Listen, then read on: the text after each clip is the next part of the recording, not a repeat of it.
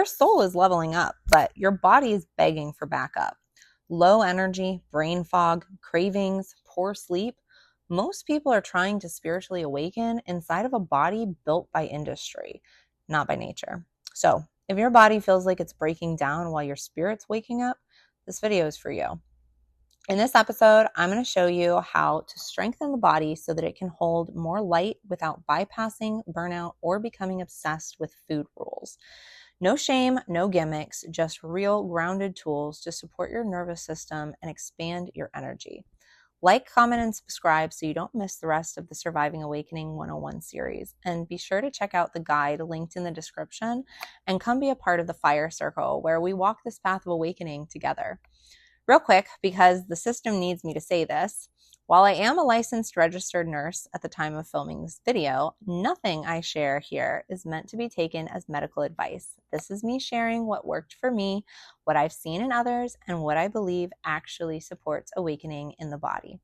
Your body is your own, your healing is your own, and before changing anything about your diet, exercise, or wellness routine, you should always consult a qualified medical provider who actually knows your situation.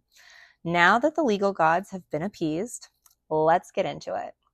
When you're on the awakening path, your body becomes a channel for more energy, but energy needs infrastructure. You can't ground your soul's power in a system built on nutrient deficiency, chronic inflammation, hormonal chaos, and processed food addictions. It's not your fault, but it's like trying to run divine energy through a frayed out circuit board. We were taught to trust a food system that was never designed for our health. The food pyramid, weaponized. Sugar, a legal sedative for the soul. Bread and dairy as staples, industrial lies. Your body isn't broken. It's under-resourced, overburdened, and responding exactly as it should. If you're not properly nourished, you're harming yourself. You cannot ascend in a body starved of life force. Gut health is foundational. Why? Because your gut is essentially your body's command center. And most people don't realize that you're actually more bacteria than human. The trillions of microbes in your gut, your microbiome, play a major role in your mental health, immune system, hormonal balance, metabolism, and energy. So when your gut is out of balance, everything suffers. And unfortunately, most of us were raised on things that wrecked it. Things like excess sugar and refined carbs. Yes, even in healthy foods. Processed dairy, gluten from modern wheat, chronic stress, high cortisol, industrial seed oils like canola and soybean, artificial additives and sweeteners. Here's where you can start to take your power back. Go low carb and low sugar to stabilize blood sugars. Choose whole foods, organic when possible. Slow down when you eat and chew thoroughly. Be present with your meal. Explore frameworks like paleo, Mediterranean, and intuitive eating with structure. And if you want a deeper reset, I recommend the Microbiome Diet by Dr. Raphael Kelman, linked in the description. Now, let's talk about movement, because food is just one piece of the puzzle. Your body is designed to move, and when it doesn't, energy stagnates. Emotions get stuck, vitality drops. This isn't about burning calories. It's about circulating life force. Movement helps your body to process what your soul is awakening to. It supports the release of stored trauma, it boosts mood and mental clarity, and it keeps your system flowing. When I came out of the dark night of the soul, I wasn't moving much. I didn't feel good, my body wasn't strong, and my mood was lower. I was so out of shape that I knew that if I tried committing to something overwhelming, I wouldn't stick with it. So I committed to just 5 minutes a day of Pilates. I hated how difficult it was, but that tiny, simple practice led to me loving being active again. I lost over 45 pounds, got back into yoga, started rock climbing, and can now sustain 2-hour hikes in the woods without collapsing. But it wasn't just the exercise that got me there, even though that was a huge part of it. I feel emotionally steadier, more creative, and way more capable of holding the intensity that comes with expansion. Now that's just my story. I'd love to hear yours. Comment below and tell me what your movement practice is, or what you'd like it to be if you're just starting out.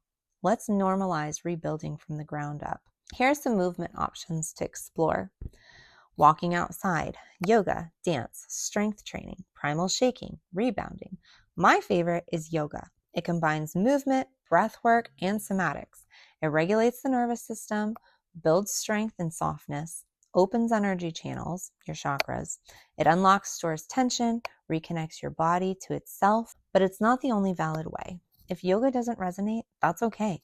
Find what does and commit to it with love, not punishment. Whatever you choose, move daily, even 5 to 10 minutes counts. So now you're eating better, you're moving more, but what about the everyday habits that hold your healing? Because let's be real, most of us don't fall off track because we don't care. We fall because we're overwhelmed or because we set the bar so high that it feels impossible to sustain. This next part isn't about another overhaul. It's about weaving in simple ritual that keeps your body supported while your spirit expands. You don't need to change your whole life overnight, but your body must become a priority, not an afterthought. Here are some small ways to start. Hydrate with minerals, sea salt, lemon, or electrolytes. Prioritize sleep and rest. Eat real food, not processed formulas. Breathe through stress. Stretch for 5 minutes. Speak gently to your body. Hey, I'm sorry I ignored you. I'm here now. Let's rise together. Your body is divine technology, like a power grid overloaded without a generator. It's doing its best. It's been carrying your body through awakening without enough support, and it will be until you feed it the fuel that it needs. Feed it, move it, honor it, reclaim it. That's what embodiment actually means. I hope that this video helped you remember that your body is sacred, it's your temple, and that it deserves your devotion. You don't have to overhaul your life in one day, but every small action that you take to support your physical body sends a signal to your soul. I'm here and I'm ready. You've already made it through the hardest part, waking up. Now it's about building the structure that lets you stay awake without burning out.